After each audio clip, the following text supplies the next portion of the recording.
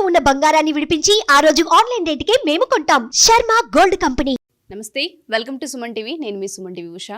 2025 సంవత్సరానికి సంబంధించి 12 రాశుల వారు అసలు ఏ విధంగా ఉండబోతుందో ప్రత్యేకించి అడుగుతూ ఉంటుంటారు. ఎస్పెషల్లీ 12 నెలల్లో కనుక మనం చూస్తే ఏ నెల కలిసి వస్తూ ఉంటుంది, వ్యాపారంలో కావచ్చు, సంతానంలో కావచ్చు, లేదంటే వివాహానికి సంబంధించి కావచ్చు, పెట్టుబడులు పెట్టొచ్చా, సంతానం విషయంలో ఈ టైంలో మేము డెసిషన్ తీసుకోవచ్చా, వివాహానికి సంబంధించి మేము అప్రోచ్ అవ్వచ్చు అని అడుగుతూ ఉంటుంటారు. అండ్ దాంతోపాటు రిలేషన్షిప్ ఎవరైతే భార్యాభర్తలు ఉంటుంటారో మాకు ఏ విధంగా ఉంది, ఒడిదుడుగులు కనిపిస్తూ ఉన్నాయి అని మాట్లాడే వాళ్ళు ఉంటూ ఉంటారు.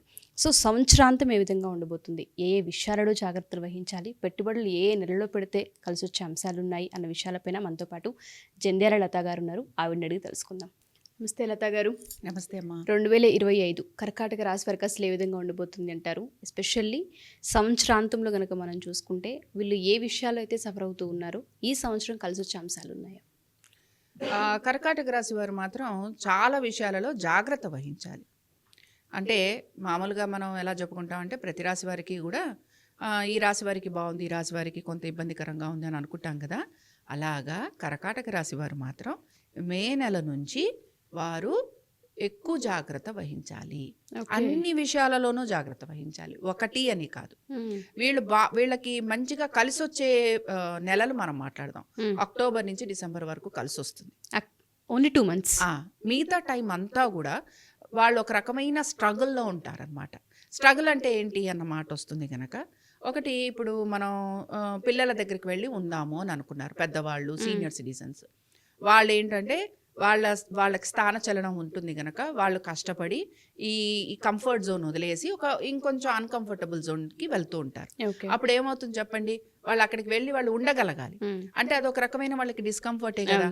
కాబట్టి అలాంటిది ఒక సిచ్యువేషను. అంటే అబ్బా మా ఇంట్లో మేము సుఖంగా ఉన్నాం, ఎక్కడికో వచ్చి పిల్లలే అయినా కూడా వచ్చి ఇక్కడ మేము ఇబ్బంది పడుతున్నాము అన్న ఒక ఆలోచన వాళ్ళలో కలుగుతుంది. రెండోది ఏంటి అని అంటే ఆరోగ్యానికి సంబంధించి జాగ్రత్తలు ఖచ్చితంగా ఈ రాశి వాళ్ళు తీసుకోవాలి. మూడో విషయం ఏంటంటే రుణాలు ఏవైతే ఉన్నాయో, కోర్టు కేసులు ఏవైతే ఉన్నాయో అవన్నీ కూడా వీళ్ళవి పోస్ట్పోన్ అవుతూ ఉంటాయన్నమాట. ఏది కూడా అంత ఇంకేముందండి ఇవాళ రేపో ఈ పని అయిపోతుంది అన్న విషయాలు కూడా దీర్ఘకాలికంగా పోస్ట్పోన్ అవుతూ ఉంటాయి. ముఖ్యంగా కోర్టు కేసులు ఇలాంటివి అనమాట.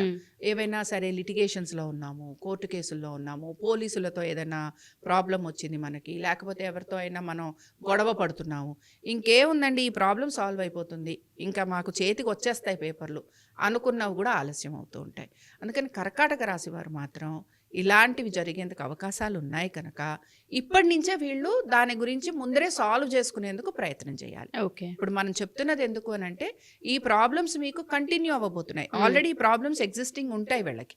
సో ఈ ఎగ్జిస్టింగ్ ప్రాబ్లమ్ని సాల్వ్ చేసుకునేందుకు ప్రయత్నం చేయటం.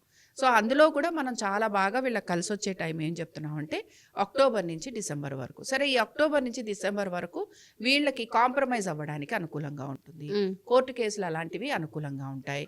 సంతానానికి అభివృద్ధి కనపడుతుంది. అంటే ఇక్కడ ఇందాక చెప్పుకున్నాం కదా, విదేశాలకి వెళ్ళాలనుకున్నా, వీసాల కోసం ప్రయత్నం చేస్తున్నా, ఇలాంటివన్నీ కూడా డిలే అవుతూ ఉంటాయి అనమాట. ఏ పని తలపెట్టినా డిలే అవుతూ ఉంటుంది. అందుకని ఏంటి ఈ పీరియడ్లో వీళ్ళు కనుక ప్లాన్ చేసుకుంటే విదేశాలకు వెళ్ళటము, ఇందాక నేను చెప్పినట్టు కాంప్రమైజ్ అవ్వటము, ఇలాంటివన్నీ కూడా వీళ్ళకి సాల్వ్ అవుతాయి. అలాగే వివాహ ప్రయత్నాలు చేస్తున్న వాళ్ళు ఉంటారు కదా, వివాహ ప్రయత్నం చేసే వారికి కూడా ఈ పీరియడ్ చాలా కలిసి వస్తుంది. పార్ట్నర్షిప్స్లోకి వెళ్ళాలనుకుంటున్నారు, ఈ పీరియడ్ కలిసి వస్తుంది. అలాగే ఆర్థికంగా అనుకూలత ఉంటుందంటే విపరీతమైన ఖర్చు కనపడుతోంది. ప్రతి విషయంలోనూ వీళ్ళు రూపాయికి 10 రూపాయలు పెడుతూ ఉంటారు అనమాట. అందుకని వీళ్ళకి ఖర్చు విపరీతంగా ఉంది కనుక ప్లానింగ్ చేసుకొని దాని ప్రకారంగా ముందుకు వెళ్తే ఈ సంవత్సరాన్ని కొంచెం నెమ్మదిగా వీళ్ళు ముందుకు తీసుకెళ్లేందుకు అవకాశం. డెఫినెట్గా ma'am. Thank you ma'am. Thank you so much.